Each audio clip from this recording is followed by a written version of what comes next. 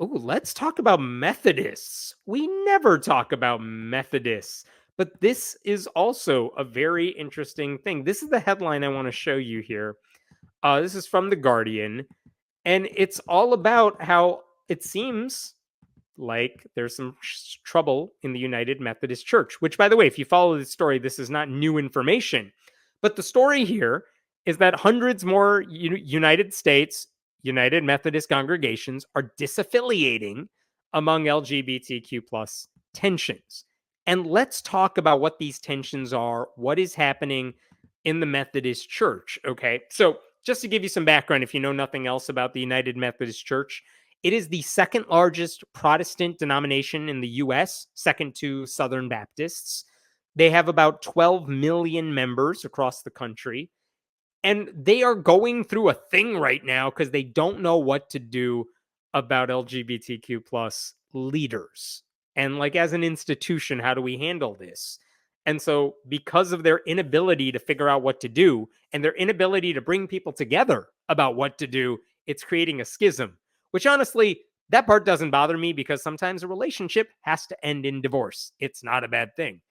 But the controversy here involves the question of whether UMC churches, Methodist churches, should be allowed to ordain pastors who are in same sex relationships. Like the Catholic Church says no to that.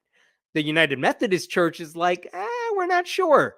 Maybe it's some churches will say it's totally fine. We have a gay pastor. He's married to another guy. We see nothing wrong with that. Some churches in the United Methodist Church say absolutely not. The other question is whether these churches should ordain same-sex marriages. Like, again, the Catholic Church will not do your marriage for you. A priest will not sanction that marriage if you're getting married to someone of the same gender.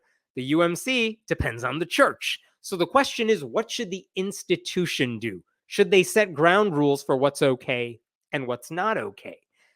So in 2019, when they had their every 4-year gathering on this stuff, or maybe it's every year, I'm not sure.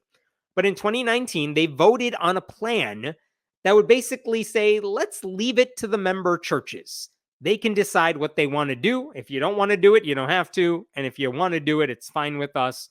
And 53% of UMC delegates said, no, we're not agreeing to that plan. We don't want you to say it's okay to allow gay married preachers. We don't want you to ordain same-sex marriages. So they rejected that option to let churches do what they want to on their own, meaning they basically instituted a ban on those things. 53%.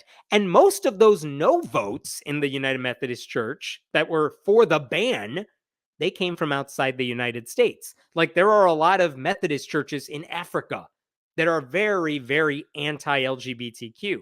So when you mix them all together for the UMC meeting, yeah, a slim majority said we want a ban on accepting LGBTQ leaders ordaining same-sex marriages. And then COVID happened. They were going to meet again. Maybe they were going to have another vote. But then COVID happened. There were no in-person meetings. And it's been like years since they've been able to get together in person. They're not going to get together again until 2024. So this means they're still trying to figure out what to do because the ban is in place. But a lot of churches are like, well, then what do we do? Because we're an accepting church. We are affirming. So what do? So what happened is that you had a lot of quote unquote liberal churches who said, we don't want to get rid of our pastor. We like our pastor who's in a same-sex marriage.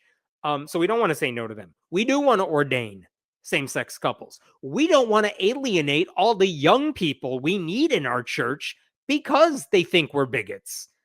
So what do they do in that situation? So a lot of those liberal churches are like, we might be better off leaving the United Methodist Church altogether and going on our own because we don't agree with the ban. But the United Methodist Church did not want to see that. So they said, hold on, don't leave. We're going to figure this thing out. So you do you, but we're not going to punish you over it. We're not kicking you out of the UMC just because you're affirming of gay priests and same-sex ordinations, same-sex marriages. But then conservative churches in the United States got angry because they're like, these people are not following the rules. So how come you're not punishing them? Because if you don't take this ban seriously and you're too liberal for us and too woke and too progressive, then we want out. So in the United States, you have a lot of Methodist churches who are like, we're leaving the United Methodist Church. Some because they don't like the anti gay policy in place, and a lot more because they don't like that the church isn't enforcing the ban on churches that violate the rules. And so just this past week, I'm going to show you this headline from CNN here. This was the headline over the weekend. 261 Georgia congregations leave the United Methodist Church over divide on LGBTQ issues. 261. And by the way, this is like Georgia, I guess, for Methodists. It's divided in half. There's a northern half and a southern half. We're just talking about the northern half in this article. And what they said is the UMC's North Georgia Conference, which has about 700 churches in it, they basically said 261 of them want to get out of the UMC, and they approved it. That's what happened last weekend. The 261 churches got a green light to leave. And as The Guardian put it, this is interpreted as conservative congregations choosing to leave rather than debate or accept the views of more moderate factions within the church. And this is what CNN said about it later in the piece. Just to put it in context, in recent decades, several of the traditional mainline Protestant denominations have split up over homosexuality or related issues. Like, this is a schism. This is an issue that's not going away. It's affecting a lot of groups. The exits of the 261 other churches in the North Georgia Conference will go into effect at the end of November. Like, they're Methodists for one more week and then they're out. Under the terms of the disaffiliation agreement, churches leaving the conference cannot use the United Methodist name or the denomination's logo. And I know how much you all love that Methodist logo, whatever it is.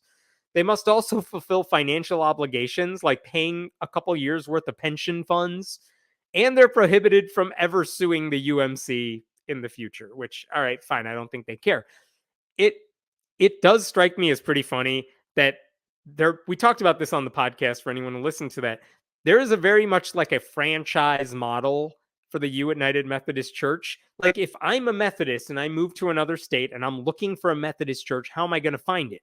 Well, I could search for my like big umbrella denomination, in this case, the North Georgia Conference, and say, hey, show me all your Methodist churches. Here's my zip code. Tell me one within like 5 miles of where I live so I can attend that church. All these churches now, these 261 are saying, you know what? Take us off your list. We don't need your name. We'll change our name. We'll change our logo. We'll give you all the money you need and never bother you again, but we want nothing to do with you. And the UMC as an institution is like, please don't go. Give us a year. We'll figure this out in person. And all these people are like, nope, we've had enough of you. And look at the last paragraph in CNN. This comes after 193 congregations belonging to the UMC South Georgia Conference left the denomination in May for the same reasons. So, like, this is happening everywhere. Oh, and by the way, it's not just in Georgia here, because here's another article. Look at this. 59 churches leave Iowa annual conference of United Methodist Churches, and check out the date. That's from last week as well. Oh, wait, this is from May. Also in Iowa, 83 churches left earlier this year. Like, all these Methodists are like, we're getting the hell out of here because we don't want to deal with this. And in case you are curious, there are about 30,000 UMC churches across the country. There were 30,000 in 2019. Over 7,000 have left since then. My favorite thing about this, I want to show you this. There was a spreadsheet that I saw on the United Methodist Church's news website. Check this out. This spreadsheet, disaffiliations approved by annual conferences. And look at this. This is glorious. As a math geek, oh, this is just candy to me. On the left, you see all the conferences in the United Methodist Church. Some, like California, has different sections because it's big. You have states that are not that big that have just that's their whole thing. Then you have like North Georgia, South Georgia, okay, North Carolina, South Carolina, all that stuff. And they're saying here, how many churches left the United Methodist Church in 2019, in 2020, in 2021, 2022? What about during special sessions? Oh no, they're starting to leave. What about 2023 sessions? Oh my God, look at all these churches that are trying to get out. And on the far right column, where are we? Right up there. Yeah, that one. You see the cumulative numbers, how many people have left these conferences entirely, and there's a lot of them. And the grand total is the number you see right over there, 7,286. That's how many churches have left the United Methodist Church. And guess what? This spreadsheet just keeps updating. Oh my God, it's glorious, isn't it?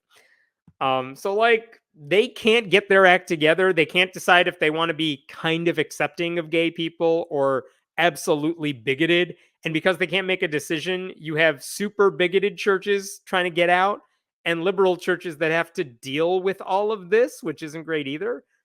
I guess if there's any plus here, it's that because a lot of conservative churches are the ones leaving these denominations, it's possible that in 2024, when the United Methodist Church meets again and they have, let's say, another vote on this, if only 53% wanted the bans 5 years ago, 4 years ago, and now how many are going to support the bans? It's probably a lot lower. Like there's probably a majority of UMC churches that are fine with letting churches do what they want. But by the time they make that decision, a lot of those conservative churches will have already left. A lot more conservative churches will now officially want out because they think the church is too liberal. And like if you're a liberal Methodist, like again, why would you accept some a la carte approach to civil rights and like ordaining same-sex marriages on a vote? Like that doesn't seem okay either. So I don't know how this is going to end well for anyone in the United Methodist Church. And by the way, I forgot to mention, there actually is a global Methodist church that has formed in recent years as a way for all those bigoted churches to migrate to. So they're leaving the United Methodist Church, but they are now going to the Global Methodist Church, which is the conservative anti-gay Methodist Church. Hilarious. Let them fight. You know what I mean? Like the fact that they fail to bring people together on these issues, it tells you a lot about the institution and many of its members. And I don't know how any of this attracts young people who are generally supportive of civil rights and who might be loosely Christian or they're Methodist because their parents were Methodists. Like, I don't know how any of this is supposed to draw them in. Who is saying to themselves, like, wow, watching all this unfold, I really want to be a Methodist? No one is saying that. So this will not end well. And I don't know, bring me the popcorn.